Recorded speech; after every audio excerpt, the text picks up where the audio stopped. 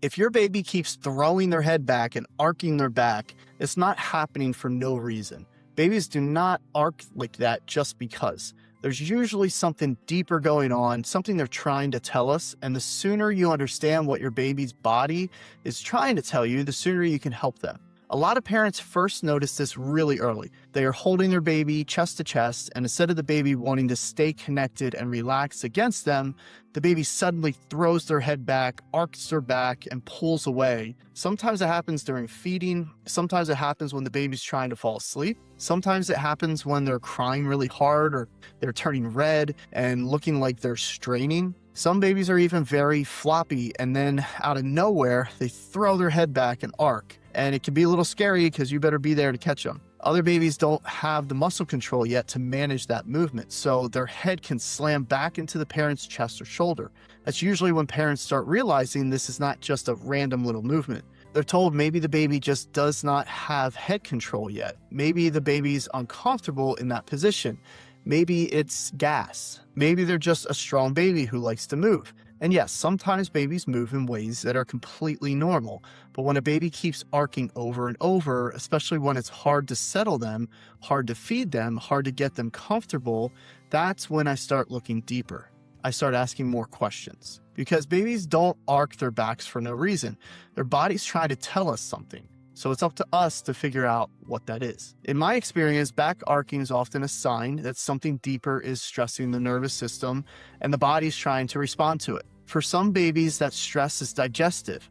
If a baby's dealing with reflux or colic or constipation, diarrhea, or trouble moving their bowels, they may arc because their body's trying to physically help move things along the digestive tract. I see this a lot even when babies are straining to poop. They will arc and extend because their body's just trying to create movement and pressure and create an easier path. For other babies, it's more related to tension patterns and stress in the spine and nervous system, especially after a difficult birth. This can happen with C-section births, with inductions and forceps, vacuum delivery, or just a long and stressful labor. Those babies often come with a lot more tension through the neck and spine, and that tension can show up as arcing, stiffness, poor settling, feeding challenges, and sleep struggles, just to name a few of them. And then if we get a little more nerdy with it, another thing I think about is the baby's occiput, the base of the skull. If that area is not moving well, it can affect how the body is functioning and regulating.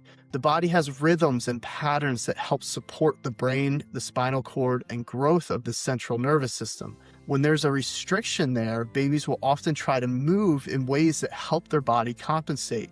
And one of those patterns can be back arcing. The important point is this: arcing is not the problem by itself. Arcing is a symptom. It's a clue. It's the body reacting to something. Sometimes that reaction is the baby trying to protect itself because the nervous system is stuck in a more sympathetic or stress-based state.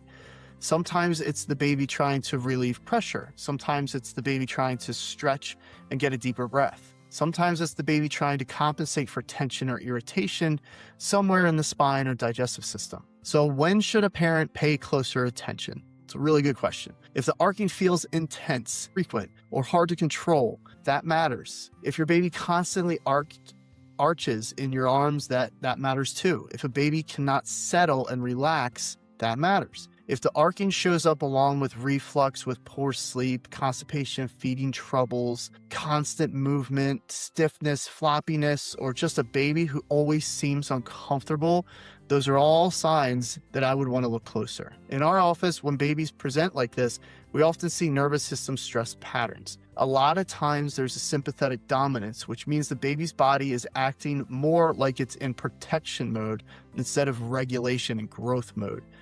We may also see stress patterns through the neck, through the upper spine, and areas that relate closely to digestion and vagus nerve function. My name is Dr. Steve Lako. I'm a chiropractor and the owner at Lako Family Chiropractic in Roswell, Georgia, and I work with babies and children to evaluate how their stress is affecting the nervous system and development. When we start calming that stress down and helping the body regulate better, parents usually notice more than just less arcing. Feeding gets easier, sleep gets better, digestion improves, poops improve, the baby seems happier and calmer and more comfortable. The body's no longer working so hard just to compensate.